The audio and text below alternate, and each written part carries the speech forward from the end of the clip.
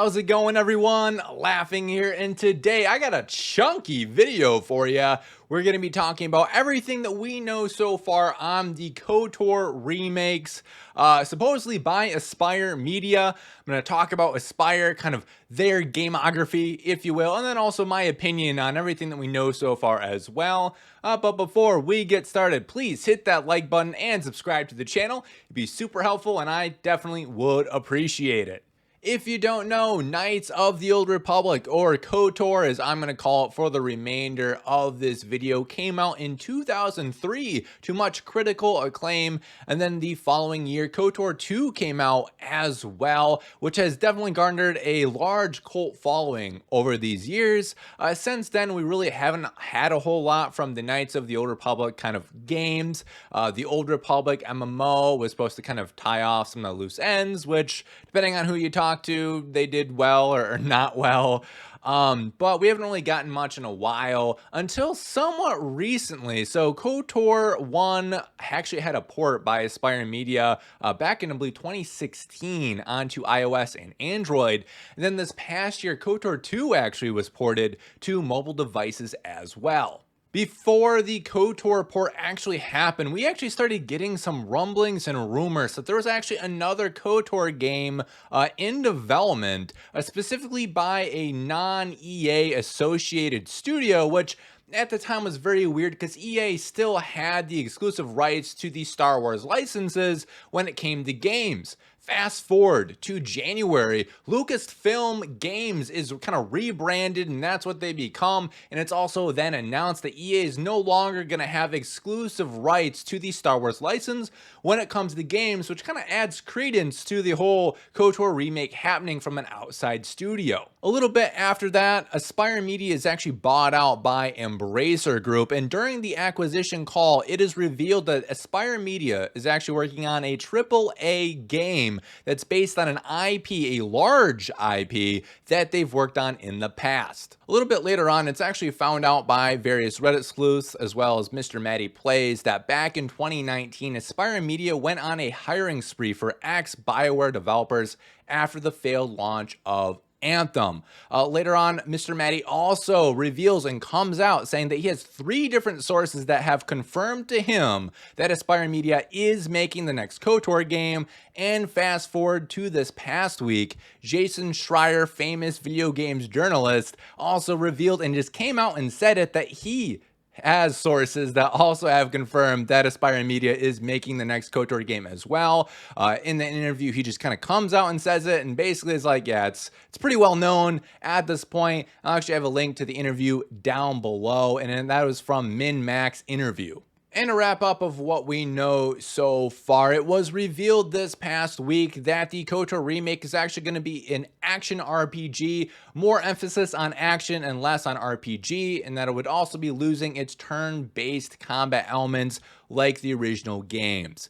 So once again, now we're kind of caught up to where we are today. I do want to talk about who Aspyr Media is, because since they are a core element of kind of the rumors and leaks that are going on, as well as more than likely the developer that is going to be behind the KOTOR remakes that are being made. Aspyr Media is actually a publisher and developer that was founded back in 1996. Many gamers know them as the studio that ported KOTOR 1 and KOTOR 2 to iOS and Android, as well as more recently Republic Commando to the PS4 and Switch. They have actually had their hands on the Star Wars IP since 2002. They have been responsible for porting multiple Star Wars games to different platforms for years now. They range from Star Wars Galactic Battlegrounds, a real-time strategy Star Wars game, the Jedi Academy games, the original Star Wars Battlefronts, Empire at War, The Force Unleashed, and of course, the Knights of the Old Republic games. When it comes to Aspyr actually being the developers for the remake, I feel very confident. I know there's some out there that are a little bit concerned because Aspyr hasn't really done any of like these big AAA games themselves so far. But I don't know. I really can't think of any better developer out there right now. No other developer has been as immersed and embedded in the Star Wars IPs over the last almost 20 years now as Aspyr has been. They've done a really good job with all their ports, especially KOTOR 2. I'll kind of shout out there. They made it really easy for fans to be able to get a lot of the cut content that was cut out of the original game, and it was actually brought back from a fan mod. I believe it's the Sith Lord's cut content restored, I believe is what it was called. The developers made it very easy for fans to actually be able to download that mod onto their phones and incorporate it into the actual game. So they know kind of what's going on with Star Wars fans. They know what we care about. And that's kind of, for me, a really cool gesture and kind of nod to like, hey, fans, you know, we know what you guys want. We know that this is actually a really big mod within the KOTOR community. So here it is.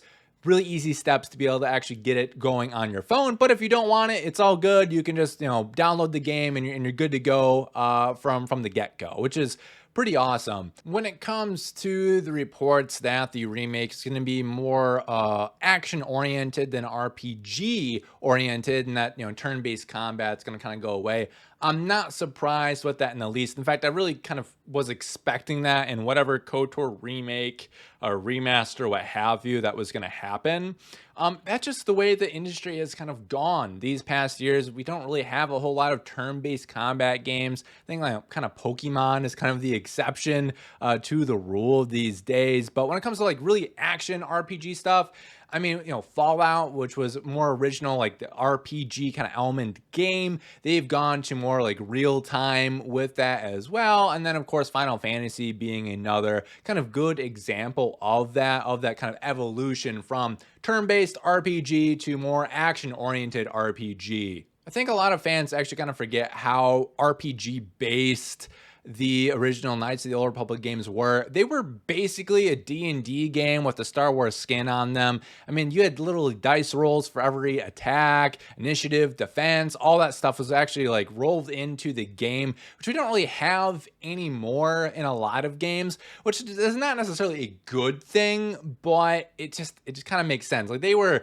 super RPG focused, and them kind of easing up on that a little bit, having it be more combat action based, I don't necessarily think is a bad thing, especially if they pull it off right. I mean, combat in games is very, very important, and that's not what the KOTOR games were very well known for. It was the music and the story and the characters. Combat was, in my opinion, always kind of the weakest part of those games. So them trying to kind of reformulate that and kind of redo that aspect of the game, not surprised with, and I actually kind of back a little bit as well.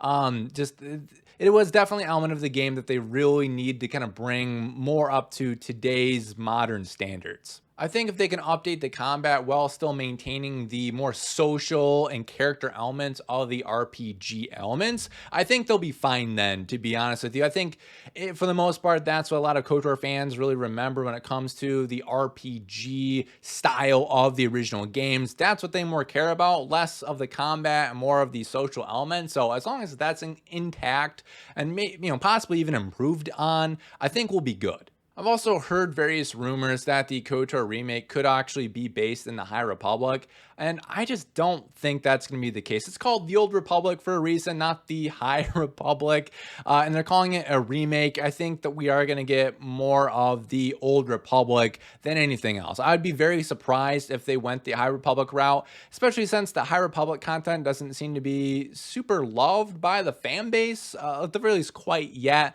That could change later on, and if they did end up doing it in the game, that could definitely change it potentially. But I really can't think of a better way to really kind of put off a lot of the fan base having it be High Republic. There doesn't seem to be a lot of interest in that era, which I kind of understand. Like for me, the High Republic era just sounds boring. It's the Jedi at their height. And I think what really makes Star Wars interesting for a lot of people is really seeing the light side and dark side kind of go at it. You know, hordes of Sith, hordes of Jedi fighting. I think that's a lot more interesting than just the Jedi being kind of at their highest point, that just, I don't know, for me doesn't really make a whole lot of sense. And I really can't see that panning out well and them going that route, especially with how well they've kind of handled the KOTOR IP so far. With all that in mind, what do you guys think of the potential KOTOR remake? Are you guys excited for it? Do you think this is all true? Let me know down in the comments below. And of course, thank you guys so much for watching. If you made it this far, please hit that like button and subscribe to the channel. It really super helps the channel grow and would be much appreciated by me. Once again, thank you for watching. Do something good for yourself. And as always, take care.